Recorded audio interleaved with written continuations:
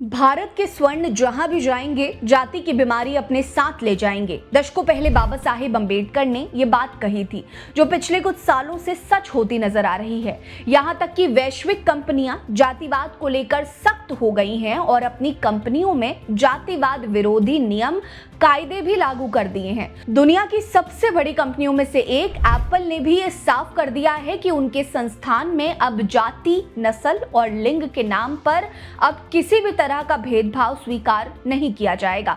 नमस्कार, मेरा नाम है रीटा। आज की वीडियो में मैं आपको दलितों को लेकर उठाए गए एप्पल के इस बड़े कदम के बारे में बताऊंगी, जिसकी जमकर सराहना हो रही है।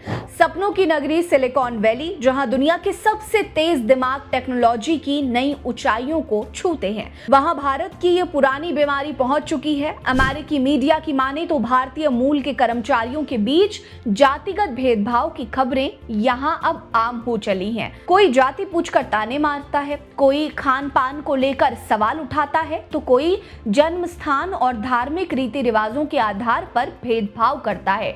ये वो सच है जिसे अब तक दबाने की कोशिश की गई, लेकिन एप्पल ने इस सच्चाई को दुनिया के सामने ला दिया। 2020 में अमेरिकी कंपनी सिस्को सिस्टम में एक सनसनीखेज मामला सामने आया। कंपनी के एक दलित इंजीनियर ने अपने 2 स्वर्ण सीनियर्स पर आरोप लगाया कि उन्होंने उसकी जाति के आधार पर उसके करियर को बाधित कर दिया है। ये मामला कोर्ट तक पहुंचा और सिलिकॉन वैली में हंगामा मच गया। इस घटना ने टेक कंपनियों को झकझोर कर रख दिया और जातिवाद को गंभीरता से लेने के लिए मजबूर कर दिया। एप्पल ने इस मुद्दे को लेकर कोई ढिलाई नहीं बरती। कंपनी ने सितंबर 2020 में ही अपनी जनरल एम्प्लॉय कंडक्ट पॉलिसी में जातिगत भेदभाव को शामिल किया था। अब इस पॉलिसी में जाति को नस्ल, धर्म, जेंडर और उम्र जैसे अन्य भेदभाव के आधारों के साथ जोड़ा गया है। इतना ही नहीं, एप्पल ने अपने कर्मचारियों और मैनेजर्स को भारतीय जाति व्यवस्था के बारे में ट्रेनिंग देना शुरू कर दिया है, ताकि वो इस जटिल समस्या को समझ सकें और इसे जड़ से खत्म कर सकें। एप्पल ने बयान जारी कर कहा, हमने अपनी पॉलिसी में जातिगत भेदभाव पर रोक लगाने के लिए भाषा को अपडेट किया है। हमारी टीम लगातार नीतियों, ट्रेनिंग और प्रतिक्रियाओं की समीक्षा करती है ताकि वो पूरी तरह समावेशी हो। हमें अपनी वैश्विक और विविध टीम पर गर्व है। रॉयटर्स की एक चौंकाने वाली रिपोर्ट में 20 से ज्यादा दलित कर्मचारियों ने खुलासा किया कि उन्हें सिलिकॉन वैली में जातिगत भेदभाव का सामना करना पड़ता है। कुछ ने बताया कि उनके गोत्र, खान पान या धार्मिक मान्यताओं के कारण उन्हें नौकरी में प्रमोशन से वंचित किया जाता है। बीबीसी की एक रिपोर्ट में एक दलित कर्मचारी ने सनसनीखेज खुलासा किया